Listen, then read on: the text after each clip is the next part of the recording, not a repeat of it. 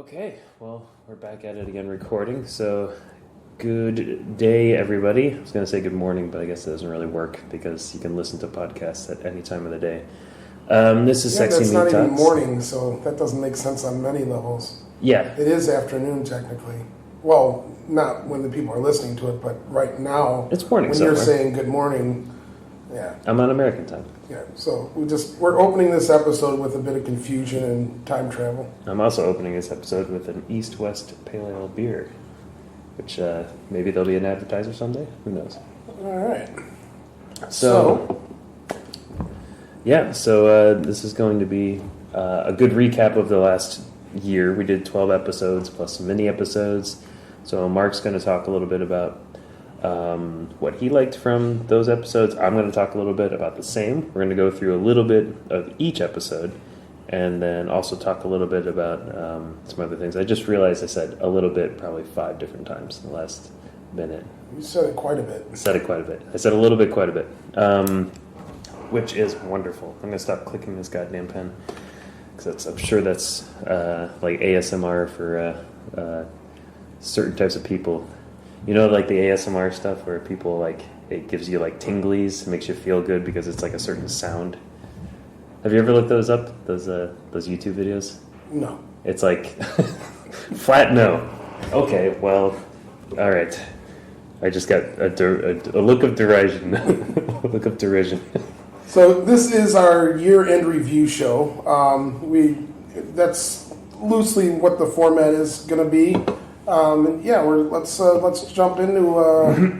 I can start it off by directing this at Josh from his journalistic perspective. Mm-hmm. Tell our listeners who maybe listen to all or some of our episodes, mm-hmm. How it came to be and how the first episode kind of felt, and then as we found our footing and how it developed. And I guess let's just start with the first episode and mm-hmm. talk about how the interview went and what we got out of it and what we learned, and then we can jump to the next episode as we travel through this whole experience. Great. I think it began with our quick friendship and just the. What I'm already smiling because I can hear it in my head. The chummy nature with which we first started drinking and talking together. We started hanging out at Shaggy's, I want to say January of 2018? Around there. And then like the darts, we had Tet, and I was playing darts a lot over Tet. And then dart season started, I think, right after that. And so I don't know. So our friendship and the idea did come up at Shaggy's while playing darts and drinking, and of hey, let's do a podcast. And mm-hmm. you had gotten to know me as the barbecue man, and mm-hmm. We both are very meat centric, and we said Sexy Meat Talks. I think we just said it as a joke, and then it stuck, and then we started saying, what's it going to be? Yeah. And then, you can... And it's funny because our paths had crossed before. We'd actually sat at Ethan's table at his wedding. And like I remember just briefly chatting with you maybe 2 months after you opened your restaurant when you were still selling the label-less beers. You were selling your, I think it was a pale ale. Or at least the one I was drinking was a pale ale. And so there was a little bit of serendipity to it, but we... stuck with the idea for a while and ran with it. It got a little wild, and I think we pulled the reins back. By the end of 2018, we had, that was when we first recorded originally with Fred, which maybe someday we have to release that interview. Oh, I think we should. There was no format, and we didn't know what we were doing. We had a friend in town. Yeah. We sat down with him. This is an episode no one has heard, and he had done several podcasts. And we told him what we were doing, and we aimlessly sat down and chatted with them. And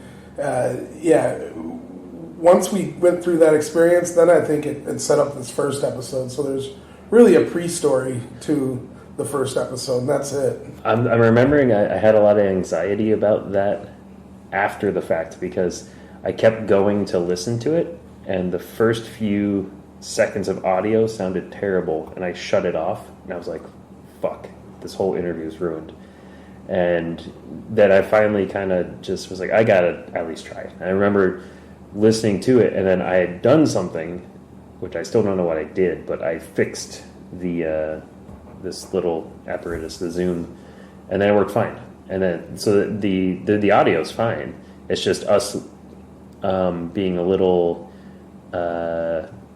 cheeky and bumbling our way through an interview with a very intelligent and well-spoken individual, Fred.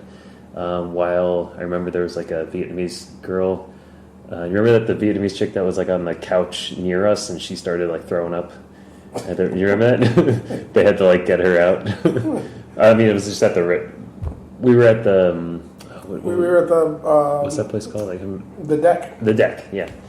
And there was a foreigner with a Vietnamese girl who, she was in a like a little black dress, and she was having trouble standing. But anyway, so that the interview actually, that was our first actual interview, and it was kind of funny because like we were both, or at least I felt a little bit of anxiety about that because the type of journalism I was accustomed to, and that I think I'm mentally most well fitted for is the written word. So conducting an interview orally is always a challenge.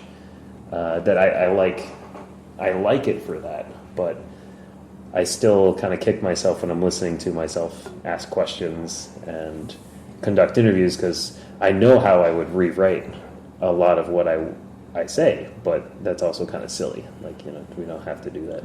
Yeah, and then so that's exactly the pre-story I wanted to get to our listeners because me and you know it, but we haven't told it to anyone. Yeah.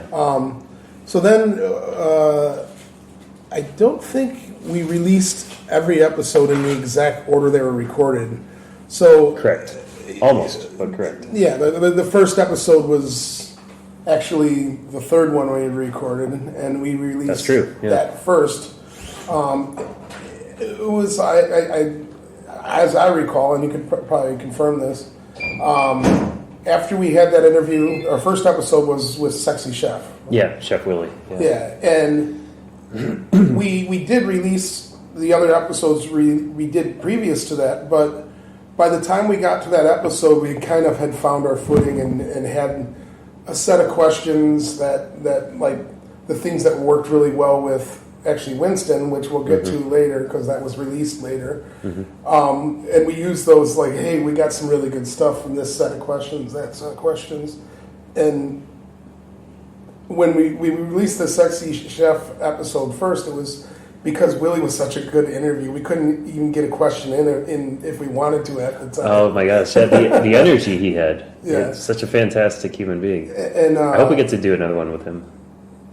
Yeah, that'd be a lot of fun. And then it was if fans of the podcast that have listened to most of the episodes, you'll recognize that we ask origin stories, and that came from our very first interview with Winston.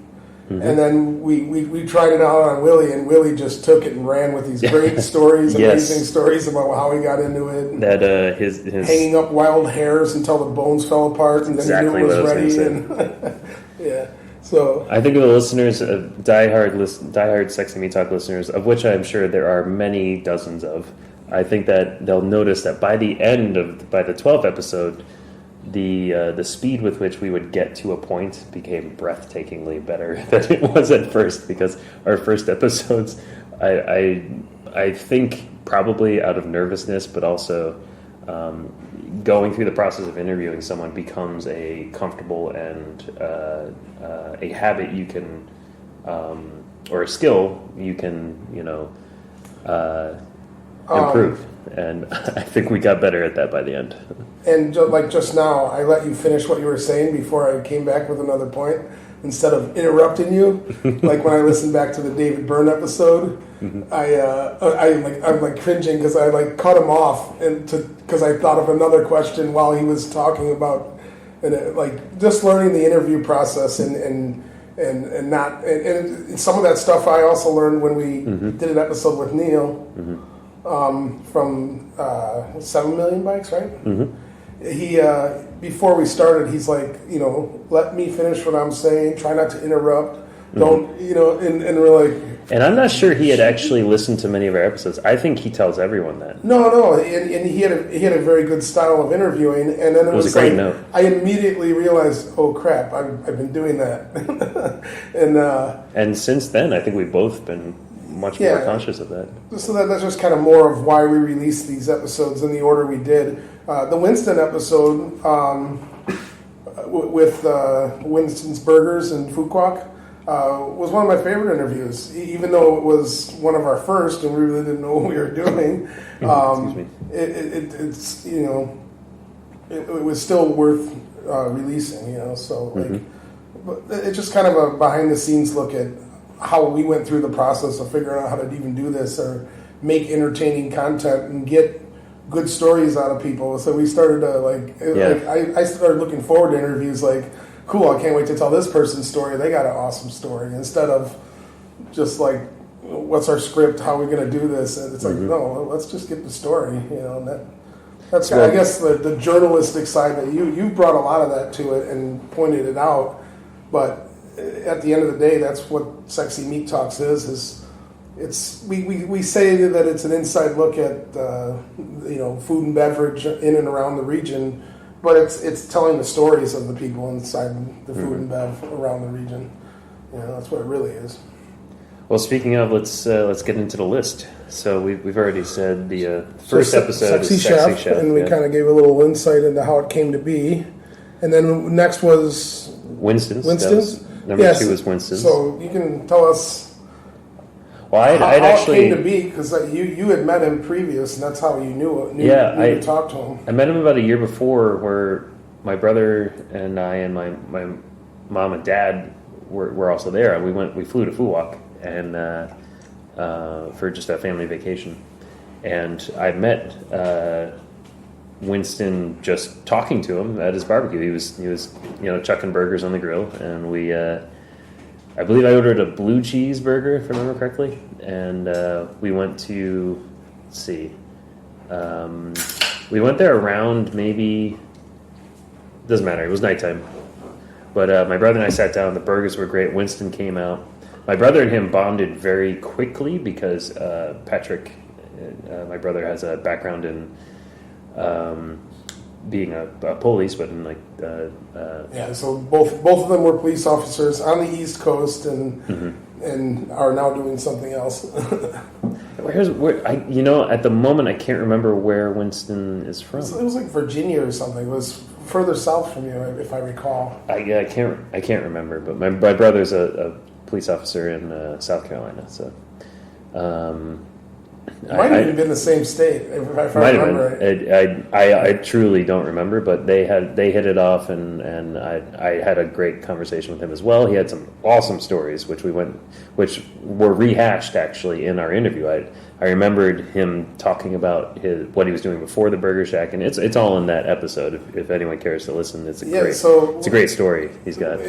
Like I said, that Winston, it was the second episode, but. It was one of the first. It was the first one after doing the initial interview with Fred. Yeah. Fred was like in October, and then that was in December. We remember a lot of the guys very from early Fed December. Shaggy's, our dart team. We all went to Fuquoc together. Yep. And then you had emailed or Facebook or whatever. I messaged him on Facebook. Yeah.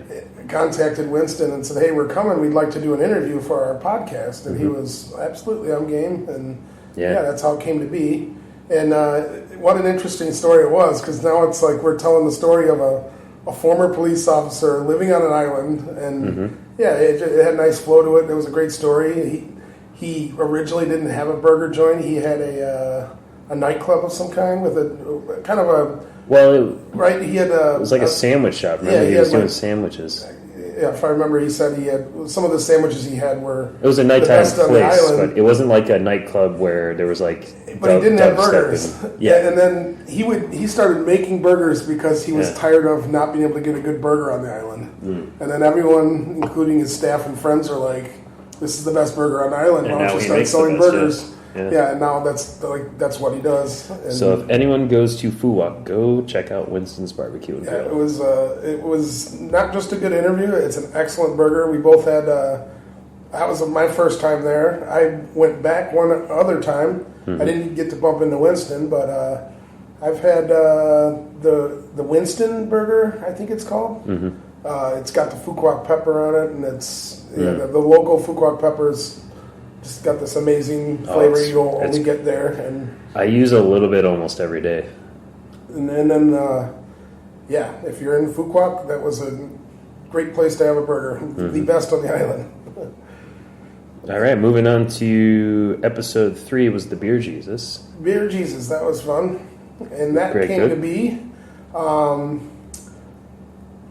We're going to interview this company in this next season coming up.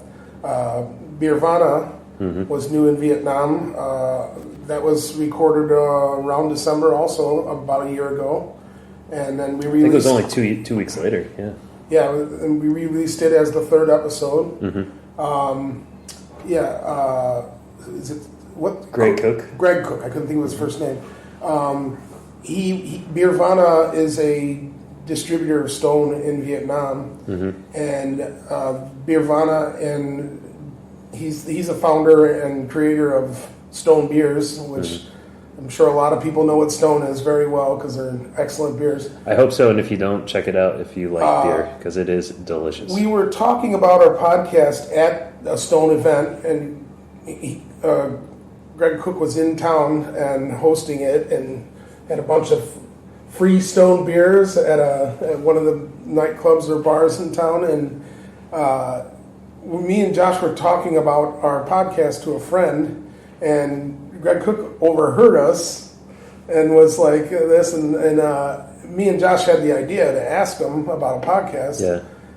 Because hey, when there's someone big in the industry in town, let's see if we can get a cool interview. And we asked him, he goes, "Yeah, I overheard you talking about a podcast. I love doing podcasts." He was very into it, and he's like, "Absolutely." And we hosted another Stone event at Beercraft. Remember we interviewed? Yeah, we were at a rehab station, right? Yeah, that was the first event where we met him, and then we had the event at Beercraft on the rooftop. That's right. And did the interview at the Nam Ki Konya location. Oh, and that is still my favorite Beercraft burger.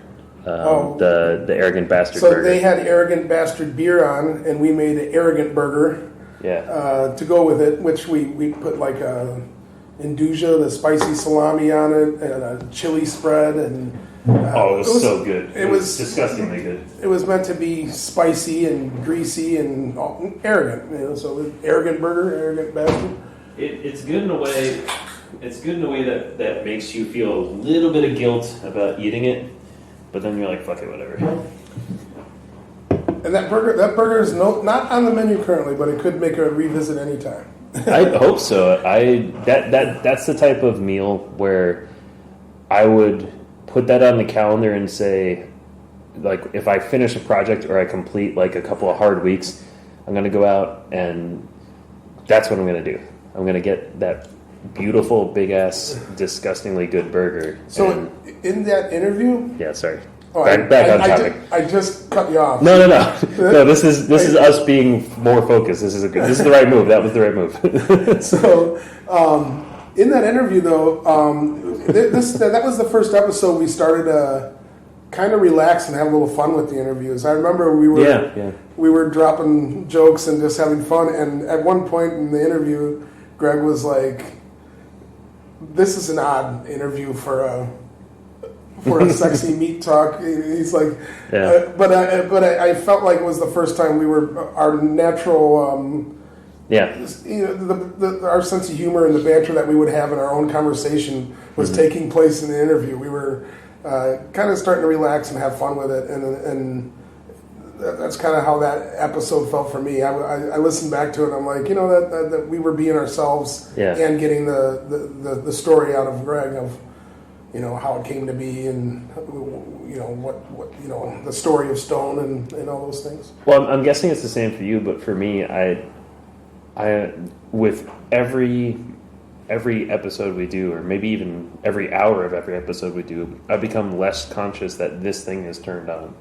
I become less... As Josh pointed at the microphone. Yes, I did, with both hands. I become less held up by that sort of anxiety, which is, for me, something that used to be a solid wall. The idea, if you told 16-year-old me that I was going to be doing this at 34 or 33, which is the last year, I probably would have gone red in the face and maybe mumbled some words at you in your general direction and then ran into a corner and got stoned and drank just to deal with anxiety. Like the idea that I would be going through this would have I would be like, you got the wrong person. That's not me. Yeah, it occurs a bit different for me. I'm sure, yeah. But I mean, if someone came up to 16-year-old Mark and said, when you're 46 years old, you're going to be interviewing people in this format, and I'll be like, why did it take so long? You'd have to undilate your eyes. Yeah, I have to undrop acid now. What the hell is wrong with me? Yeah. So, that was how that episode really occurred for us. And it was, another fun interview and cool to catch up with three in the bag. Big brewer in town. Yes. So, number 4, Chef Jamie. Jamie, it was a great interview. And it was a great night of drinking is what it turned into. Like, it did become a great night. We started what became a almost 2-hour interview. It was a good night. Then it was a great night. And Jamie's such a nice guy. He's a great dude. And that interview came to be. We recorded that one middle of the year, June or July, right? I think you're right. Yeah, I want to say June. Jamie, I feel like it was early June. I met Jamie 6 years ago when I first got to town. I was walking down Brewin Street. That's the backpacker party street for the out of Ho Chi Minh City people. And there's all these little places you can sit on, little red chairs that come maybe 10 inches off the ground. And I was walking down the street in my Blackhawks shirt. And Chef Jamie was sitting on one of those little chairs, and he just said, Chicago, and he pointed at me, because he's from Chicago. And I went over and said hi to him, like, hey, what are you doing? He's like, I'm new in town, I'm chefing at the Hyatt. He's a head chef. I'm like, I'm new in town too, we just opened a restaurant, it's an American barbecue, and we kind of just exchanged information a little bit, and then I saw him at the restaurant, and then over the years, he would come in the restaurant from time to time and, get him to eat marula, the hot fiery challenge, and just dumb stuff. And, incredible chef, and I always look up to people like that because I got into the business just as a passionate backyard barbecue cook, and pizza maker and all these other things that I did along the way to get there. He went to cooking school and put in, I think, close to 15 years. Well, if you go back and listen to any of these episodes, you can get the real hard numbers. But he'd started working with us in a few months before the interview. I think in April or May, we brought him in at first on just a consultant basis. And as the year went on, and this 2019 has ended, Jamie pretty much took over what my whole role was R&D and menu development and all those things, and he's smashing it out of the park. But the interview was listening to him tell stories about chefing and the shit he went through. The frozen knives thing, that stands out to me. The fact, now I guess that's a common thing, but the fact that they froze his fucking knives. Yeah, and the insight he gave as a chef and as, working the line and people who are interested in food and beverage, even if you're not a chef, it's always fun for you to hear that stuff. And sure, it was for me very much so. And Yeah, like one of his favorite food memories was getting stoned and sitting on a roof with a friend eating a burger or something, right? Wasn't that? Oh, nice pull. Yeah, I forgot about that. Good pull. So, very fun interview, and we enjoyed it so much. I remember after that episode, and we haven't told Jamie this, but if he listens to this episode, he'll know of making him a repeat guest or having him back to talk about other episodes and chefing around the city because he knows all the chefs. He's so plugged into the whole scene, and yeah, it was a lot of fun. Moving on to number 5, Dave Byrn. Brewmaster Dave Byrn. Yeah, that one came to be. I think you set that one up, but I also had a lot of history with Dave. So well, he was working with you for a while, and I just happened upon him one night. We were drinking, and I was like, "Oh, well, my friend Mark's doing this thing," and he was like, he's just like context clues. I said a few things. He's like, "Oh, Mark, Udu Mark," and I was like, "Yeah." So actually, if you go back to that period of time when we interviewed him, David was working for. I think he was finished with Astor Street by the time we did the interview. Yeah, but he had been the brewer literally for the just finished. I think 3 or 4 years. He was their head brewer. He was all things Pastor Street, and I was working with him in a brief way. He was helping develop one of Beercraft's newest beers. Yeah. He left during that process, and then we finished it with Pastor Street. But yeah, I had worked with him a little bit, and I also did a collaboration with him a couple years back. Beercraft and I think that's what I'm remembering. We made a bacon beer together. That's it. Yeah, you put bacon in the actual brew. Yeah. So, that was called the wort. Well, in the tank, I guess. What wort is after you extracted your sugars and got everything in your boil kettle, and you have your hop schedule and everything. Now you have, it's not beer because it's not beer yet. It's wort, and then it's cooled down, and you pitch yeast. Yeast ferments the sugars, and it becomes beer. So wort is that sweet pre-fermentation liquid that comes out of your boil kettle. Well, just quickly, which parts of the brew process do you put the meat in? Do you put is it when it's boiling, or is it? We did it in several points. We put pork chops in the mash tun, heavily smoked pork chops to try and extract some smoky, and they were very lean. We didn't want to get any fat in there. That was David's idea. I think we talked a little about this in the episode. But I'm just trying to rehash and it. And then we put a couple kilos of cooked bacon into whiskey and extracted. Ooh. And then froze it, removed the fat, and we had extracted basically pork gelatin, which the bourbon did have a very bacony, smoky flavor to it. And then I think we did as much as we could to get as much bacon in there as we could. Ended up being a nice smoky beer, big imperial stout, but it really wasn't that bacony. So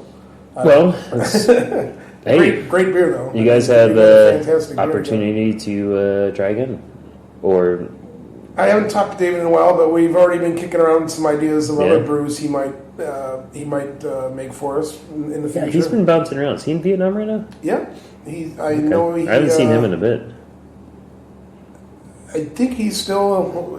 I know he had a couple irons in the fire. He was consulting and traveling around, and I was supposed to actually help him out with one of the brew fests in September, but part of the reasons I left my job is because I. He did help organize that big beer festival we had last year. I wanted to. He's doing a lot of stuff like that. He's working with people in the industry. So I wanted to meet up that weekend, but then I couldn't take the time off. I don't think he's landed a full-time brewing gig, but I haven't talked to him in a while. And with his experience, I'm sure he will very soon. Yeah, I'm sure a man of that. But that was a fun interview. Intellect has got a couple of things going on. So that's 5. We got 5 down. So let's go to 6. We have the crossover episode with Neil Mackay. That was fun. And that was really fun. It started out and we posted it on our page. It wasn't one of our episodes. There was a 7 Million Bikes episode where he asked us to come, and we did post it on our page. So some of you may have heard it. It was very fun and so interesting to the point that from the journalistic side and the podcast side, we immediately asked Neil if he wanted to do an episode of ours Yes. in the same format. So what it was is we went down over in Bintan district, or was it Funyun? He was just, it was Funyun, because he was just, or it may have still been Bintan, but he was literally half a kilometer from Beacraft, Yeah, so we the PXL one. yeah we sat down in his little recording area in his apartment, and With his adorable dog. yeah, who slept between us for most of the interview. She was great. But it was cool though. And in the interview our podcast with Neil, some of the direct things we learned from how he went about recording his podcast affected and changed the way we did the rest of our episodes. Yeah, we did things different from then on. And also, but the funniest thing is that episode, I routinely hear from people that episode becomes unlistenable for a short time.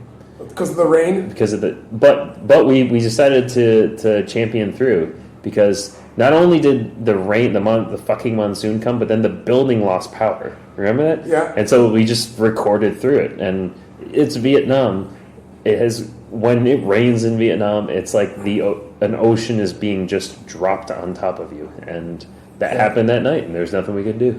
Yeah, that was yeah. I actually think it's not a bad sound. It's just, it sounds muffly. If anything, I'd say it's like well, to go back to the ASMR thing, it's like it is a pleasing sound, but it does make it extremely challenging to hear what we're talking about at times. And then we stopped, and we actually stopped for about 45 minutes, got more drunk, and then kept on the interview. I remember the last 20 minutes of that was we were more just like buzzed and having a chat. We weren't really interviewing anyone. Yeah, exactly. Yeah, we were just boys hanging out, cracking beers, and oh yeah, that was. And then I remember some of your staff came up to actually refuel us. I'm forgetting her name, but she has the purple hair. I think Christine was. Christine, the staff, yeah. That's right. And they were fantastic. They were wonderful, wonderful people. Okay. So yeah, that moving the episode with Neil though as a whole. Looking at it, we were doing a podcast about podcasts, so it really made us look at what is our podcast and how do we do our sexy meat talk interview. And we did ask him to tell a sexy meat story. He's vegetarian, and it kind of got funny in that way. So, yeah, that was a fun episode. He, I've talked to him since several times about that, and I was, again, just to go back to the anxieties that drive my productive process or hinder it at times. But I was mortified when I was hitting like upload. I was just like, oh, I hope Neil doesn't like think this is like, gobshite, which I feel like might be a Scottishism because he's Scottish, but I don't know if gobshite's a thing. But like, I was just mortified that part of me was mortified that like, yeah, he's not gonna like it. Yeah. All right. Well, all in all, it was a great experience and a different way to look at doing podcasts. So that was a fun episode. So on to 7, we have Tim Scott. Yeah, I think you brought up let's do the Tim Scott interview. It's it's a great interview, and as far as food and beverage goes, I remember the first thing I of course knew the story because me and him worked together for the last 5.5 years at the time. Yeah, and we did some things to play into Tim's playful sense of humor is a good way to put it. Yeah, sure. Like we got the gooey duck, and we were hoping to get more filthy reaction out of him than we actually got. But he's a guarded man. When he's being recorded, he's very selective to what he's going to give you. Oh, to be fair, I'd say that's most people. Yeah, I think once people realize that there's because I've seen the no filter Tim, and it's something to witness. I've heard stories. I've heard stories about a lot of people that we are friends with. Myself included. I've heard stories about myself that I don't remember. But and also what I got from that interview, we did tell the story, and of course you hear some of the story when we told my story because Tim was here for more than 10 years before I came over, and the story of how we met and how I came over and how we got business started. His story goes way before that. I mean, starting out, in a steakhouse when he was a teenager, all the way up into managing restaurants here. To he worked for InBev for a while, and then running a corporate kitchen like Hard Rock Cafe. All of his experience came together, and it was a lot of people in the city were very interested in the story because that episode got the most post clicks and the most people who watched the whole interview all the way through. We looked at our insights. Yeah, I think people really got into that. People were very interested. We didn't boost the post or anything, and it did maybe 5 times as well as any interview before it. Mm-hmm. I think just because Tim is an interesting story, and he's really good at what he does. Well, he's a very intelligent individual, and he's good at. He seems to be very good at executing an idea once he's dead set on it. That's what I took away from the interview. He is a project-based individual who's really good at getting projects done once he wants one. I can confirm that. All right. That interview was a good one. So then we had a good friend of Tim's and yours, Jake Catlett. Yeah, that interview came to be because Jake was in town, and Jake he got here the same day as Tim, I think 18 years ago or something like that. Mm-hmm. They've been in the city for a long time.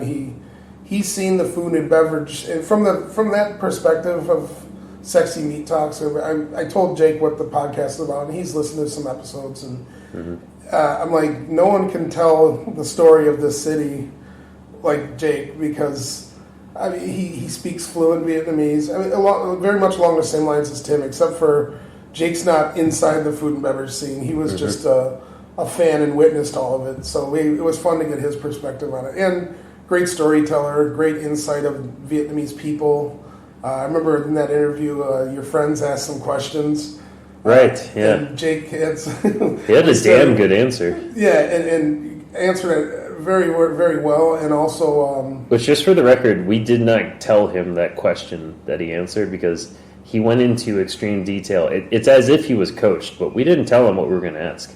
No, but he had been here long enough that he had a very strong opinion about it. But he's a critically analytical person. Like he just went into Jake mode. And Jake saw when there was, there was just the local scene. There was just Vietnamese food. There was if there was a place you went to get a burger or something, it wasn't a very good one. And like how the Western influence and how it's changed, and then his opinion about. Do you think that, all these changes and all this Western influence on the Vietnamese people, and he was very strongly opinionated that, no, it's not bad for their culture. Mm-hmm. Ask a Vietnamese person if they think it sucks that they have a smartphone in their hand and they can go to a world-class shopping mall or restaurant or any of those things. And he did deliver a very good answer, that was one of the highlights of that interview with Jake. Mm-hmm.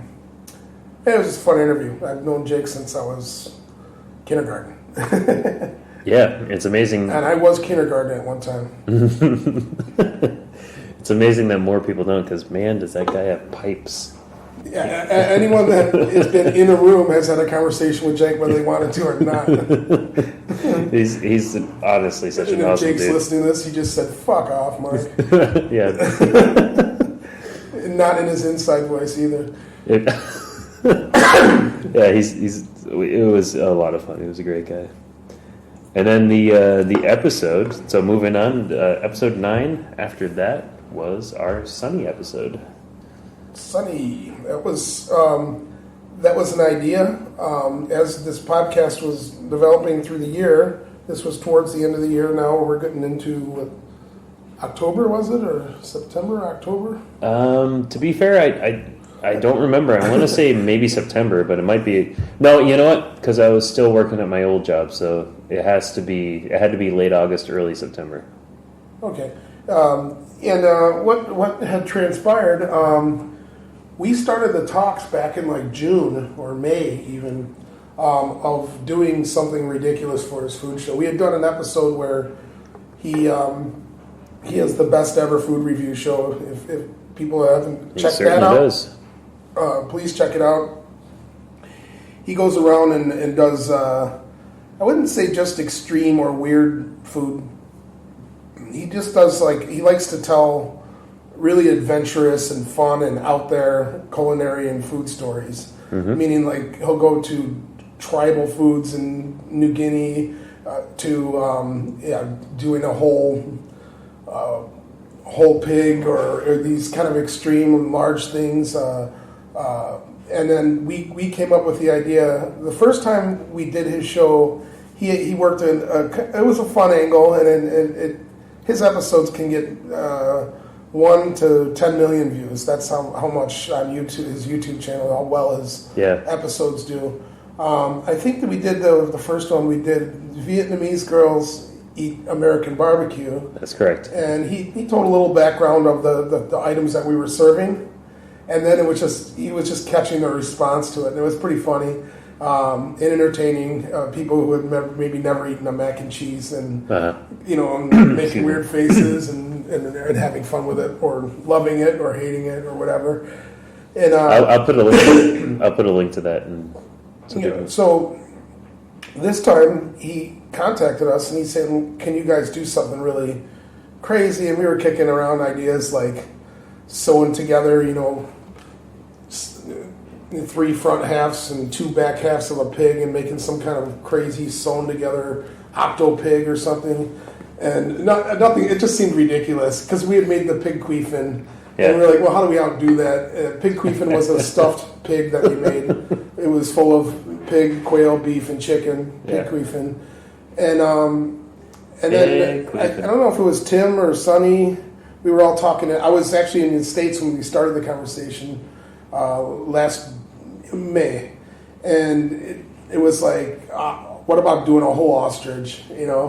So it took some months to develop. Sonny had a trip to Iran where he filmed a bunch of episodes in Iran, which is pretty interesting that an American got a travel visa to Iran to do any kind of journalism, especially in today's political climate. Because he swore it was food only and there was no agenda.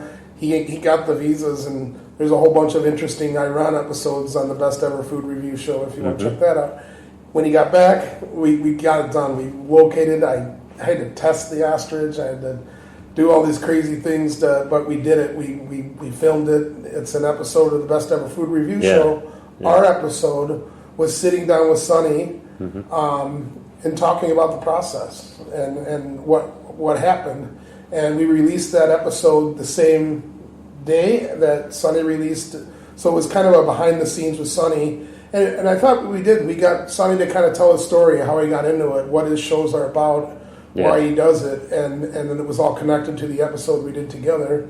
And that episode, we did do a little boost on Facebook just as a test to see what would happen. It reached like 30,000 people, right? Something like that, yeah. But we actually got several thousand views. People didn't just see it. And I think that goes back to something that Sonny taught us in that episode was it's all about your thumbnail. And I'm like, what do you mean? Right. Well, we have this picture of this big slain ostrich. It looks prehistoric and crazy. And Sonny's holding up this big neck. Meter-long neck. And people see it and they click it. And then that was... you can have very interesting and awesome content, but that was something we learned about that episode. We didn't just get people to click it. Once they started listening to it, it was interesting enough that we got several thousand people to listen to the whole episode. So that was a really fun leap forward for the Sexy Meat Talks podcast. Yeah. That was a fun one. Sonny's a really fun individual to be around, and it was what I think my favorite part of that episode was at the very end when like we stopped recording. He was just like, oh, it was really nice just to hang out, like. And I was happy that he had that feeling about it. He was just like, yeah, it was nice to just relax and just talk. Yeah. And I was like, cool, man, awesome. Because I think he said something to the effect of, because he's got his high energy way of delivering his show, and it's like I always got to be in this character, and I got to be like that. And he's like, it's nice to just chill. There was no video; it was just like us hanging out. Yeah, and I think that like after we finished that interview, I think you came up with the title. His full name on his show is Sunny Side. Yeah. So the fact that we had that just sit down and he told his story and he didn't have to get into character or anything and just be himself. We named the episode Another Side of Sunny. Like Sunny Side's his name. That clever little play Josh played on you guys. I actually think it was you who thought of that. I would never say such a thing. I'm getting sandbagged here. All right, for time, let's move on. Next up is Ton Charles. So for number 10, we interviewed the owner and proprietor of Meatworks Butchery, which is actually very close to here. And this was this is probably our shortest episode, but also really fun. Ton Charles is we talked so much about potential future episodes with this guy. Yeah, and he had a lot of different things came out of that interview. But where it came from, Sexy Meat Talks is, we were looking at our like up to this point, we had interviewed brewers, chefs. We had done another podcaster. We were always looking like we don't want to just get pigeonholed into this. So we started to look outside of what about butchers and things outside of just being a restaurant. And he opened a place called Meatworks, and he was as we found out in the interview, it started from he was selling meat. He was in a meat distribution company, and before that it was beer distribution. So it turned out like we're having a Sexy Meat Talks interview. Our scope is an inside look at the food and beverage industry in Vietnam, and he's a guy that was 10 and 15 years ago distributing meat and beverage, and it culminated into him having this wonderful butcher shop. And such a cool story too, because he was born in Vietnam, and it was Operation Baby Lift, I think it was called. That's what they called it. He was adopted immediately after the war. A lot of humanitarian effort was all these orphans and families that were split up. They were bringing thousands to the U.S. and to Australia. He was lucky enough to get a host family in Australia. He told the story in there. It was very interesting and kind of crazy how he came back to Vietnam and now all that success in the food and beverage industry. So very insightful, positive, awesome story. Yeah. Yes, indeed. All right, so moving along, then we had an interview with Adrian of Paracaidista. Yeah, that was a fun one. That was another like, hey, this brewer's coming to town. I originally contacted him because he made a post on one of the expat sites about his beers, and I'm like, hey, we got Beer Craft. We sell everyone's beer, and I didn't know if he was bringing the beer into town but I'm like, we can host a beer tasting, then he got back to me. You were at the tasting. He said, well, I only carried in like enough beer for 10 people to have a tasting. It's not like he's not doing distribution as of yet, but he wanted the people in the industry to have a taste. So I invited like Misha from Pastor Street, and me and you came. I think Jamie was there. Yeah, we invited Chef Jamie, just different people in the business, chefs and brewers, and we all sat down and we got a lot of his story that night, which was great, and it set up the interview the next day. Yes. We sat down with him. Where did we do the interview? I was at Udut and Sunti. Oh, yeah, that's right. We sat upstairs. Yeah, it sounds weird. Actually, that was another rain one. Remember, we got it. Yeah, it rained for a little bit. Although for that one, I had the recording levels better. What an interesting story. Grew up in Mexico. Yeah. Thinking, did he say With Monterey? the accent he had, I'm like, are you British or where? And he's like, no, Mexico. But speaking English with the other English-speaking people there, that's just the accent there, And it was like, but yeah, told his story of not similar to how like we started Beercraft here and all the early on, we were brewing ourselves small scale and other people in the community all kind of joined together. Mm-hmm. He's got a facility in Mexico City that like he's sharing the brewery with other brewers, and then they've grown it to this size. And it wasn't Southeast Asia, but it was a very similar story of an expat in a foreign land, all sticking together and building a community together. And I really liked the similarities I saw to the food and beverage scene here.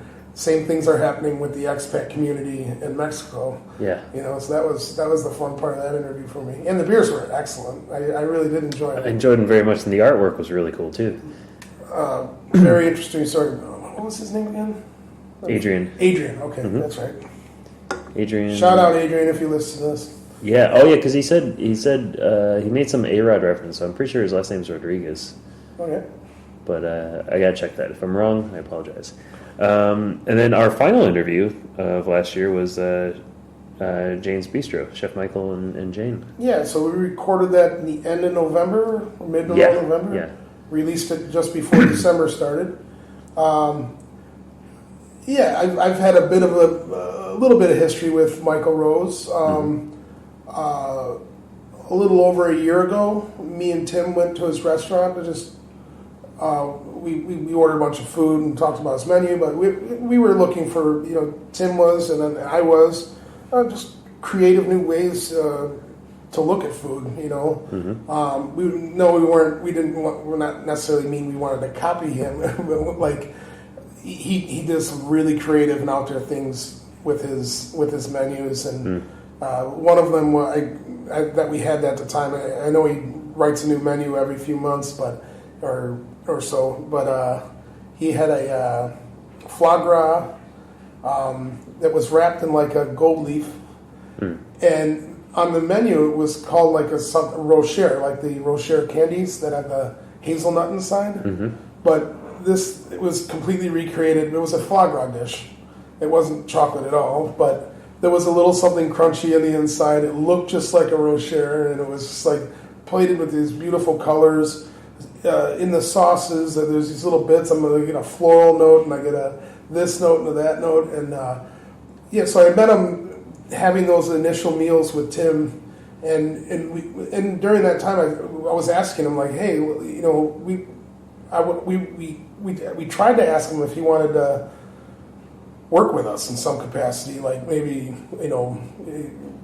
some new recipe ideas or some way, but not in his format, but like for a barbecue menu. Sure. Because he has a smoker at his place, and we're just looking to get creative. And he really opened up a cool thing that's starting to spread now with a whole group of chefs from different restaurants. He's like, I can't tell you what to put on your menu, but I absolutely would love for us to collaborate and form a community where we can, like, you want to know how I dehydrate these beetroots to make this crumble on here? I can absolutely tell you how it's done, but why don't we, so following that initial conversation, I had Michael Rose over to Utut, and he tried the Korean ribs and some of these others, and he's like, it's simple barbecue, messy food you eat with your hands, but he loves it in that perspective too. And then if you remember, we did this was before we had the interview set up with him. We did that meat boat where we had all the different chefs. Yeah. And that was earlier in the year, and I think Tom Charles was on that boat. Jamie. That was a year Michael before, Rose. actually. Yeah, Michael Rose, Chef Peter Franklin. Yeah, he was there. From Annan. We invited a bunch of chefs, and we made the pig. Lucas was there too. The pig queefin, right? Yeah, We were all eating it. Yeah, so it was all chefs and food and beverage people. And Michael was on the boat, and that's when you first met him. That's correct, yeah. And then as we got this thing rolling, Michael Rose was always on the list as one of the chefs we want to interview. Mm-hmm. And then when we got to that episode, it was really fun to hear his whole story of meeting Jane in Oregon and then Jane joining in the interview. Yeah. They just, not too recently, but I think a few months prior, moved into their new location. Which is beautiful. Yeah, which is, the old location looked like a hotel, basically. It was a hotel. They were just on the ground floor of it. And this is a proper, I would say they're casual fine dining, because it's, extremely creative menus, and but it's not, you don't have to wear a suit to go there. It's very cool, and they're super nice people. They were a joy to talk with, and how they have a farm in DeLotte, and they're which is cool as hell. And they gave me a shitload of coffee too. Yeah, and what they're doing here in Ho Chi Minh City is really next level, because there's just like to source your own chicken and vegetables and flowers and all these things that go into his meals. Mm-hmm. You have their own farm. It is like all these farm to plate, hipster places in the U.S. They're like their steps or they're even ahead of some of those places with how cool their concept is and what they're able to achieve here. Yeah. Very fun interview. So we're actually doing a good job of setting an hour mark. So we're close to the hour. We don't have to be exact on this. So let's say an hour and 3 minutes and 21 seconds. We're at 50. Okay. All right. So we got 6 minutes. So goals for this year. That finishes all the episodes we released last year. Mm-hmm. We had then in December you started a new job. Yeah. We both agreed to make an end of the year episode like we are to get out before TET, and we're recording it literally 2 days before TET. Yeah. That we've both been that busy. So you wanted to say what we have planned, or? So we've taken our time with our releases. So we're going to be starting up our schedule at some point in the next 2 months, once we get a couple of interviews ready, and we have some downtime, because this time of year in Southeast Asia particularly is the Tet time of year, which is the lunar holiday, and pretty much Vietnam, everyone says the country shuts down for a week. It's not quite that dramatic, but everyone goes home. It's like a combination of Thanksgiving and 4th of July and Christmas all into one. It's like a religious holiday with a state holiday, and it's the government and the banks and all the distributors, they're closed for 10 days. There's nothing, but restaurants will rent freezers, stock up, and they'll be open. And like the Family Marts and the Circle K's, it's a bit different than it was years ago. So what's going on is we have this is our end of the year. Lunar New Year, mm-hmm. Okay. And then also in the new year, not only has Josh started a new job, which has kept him very busy, mm-hmm. I started a new phase in my work. I'm still a member of the Oot Oot and Beercraft team, mm-hmm. But like I said earlier, we've hired Chef Jamie in as our R&D guy, mm-hmm. and I'm moving into a new project. It's not with Tim, but it's Tim is lending support, as a friend. Mm-hmm. But he's manning the ship at Beercraft in Oot Oot, and I am starting a new venture, a new restaurant, a Chicago eatery. Not barbecue, not a craft beer bar, mm-hmm. A full-on Chicago restaurant with the Chicago deep dish and all these fun things. I can say this because by the time this is out, we are already under construction. I'm working on the menu, mm-hmm. and I'll know exactly what it is and be giving people lots of information very soon. Can we say the name? Yeah, the name of the restaurant is Capone's, named after the famous Al Capone. When I say Chicago eatery, it's your deep dish pizza, your thin crust pizza, Chicago beefs and sandwiches, meatballs and Chicago sausages. Some things that are Chicago menu kind of conflict with what I'm already doing, and having a hand in both, I want to keep them very separate. So it won't be 100% what you would walk into in Chicago, but it's going to be as authentic as it gets. Everything on the menu is going to be as it is in Chicago. Well, with how many people I meet out here to sing the B from that part of America, I'm sure it's going to be delightful for a lot of people. Either way. The angle of the restaurant is Chicago deep dish pizza. Now me, I'm a Chicagoan. I eat the thin crust all the time. We're going to have both, of course. Mm-hmm. But I also know that our Vietnamese customers, and that's we're in Vietnam. That's who we're opening for. It doesn't exist here. There's one company that says it is Chicago deep dish, but it's not. It's not at all even close to what a deep dish pizza is. Mm-hmm. I'm pretty well known in the city, so I hope that our Vietnamese customers will come and give it a try. It's very unique and different, and even our European and Australian and people from all around the world, which makes up the expat community here. They've all heard about it, but if you haven't been to Chicago, you don't really know what it is, and that's going to be the main focus of it. Enough about me and my new project. The reason why I'm telling you that is Josh said we will have a little bit of a gap here. Last year, we started Sexy Meat Talks in April. I think early So April. we won't have that long of a break. Not that long. We will be off and running before April. Mm-hmm. So we should, this year, probably up the episodes from 12 to maybe 20. I think 20 is a good goal. Yeah, I like that. We'll have a break. It won't be a Rick and Morty break. It won't be... You'll see us in a year or two, and that show. We'll be at it shortly after, sometime during March or thereafter. Mm-hmm. is my goal. So there's a lot of people we both want to interview. So we're almost at that hour 3 mark.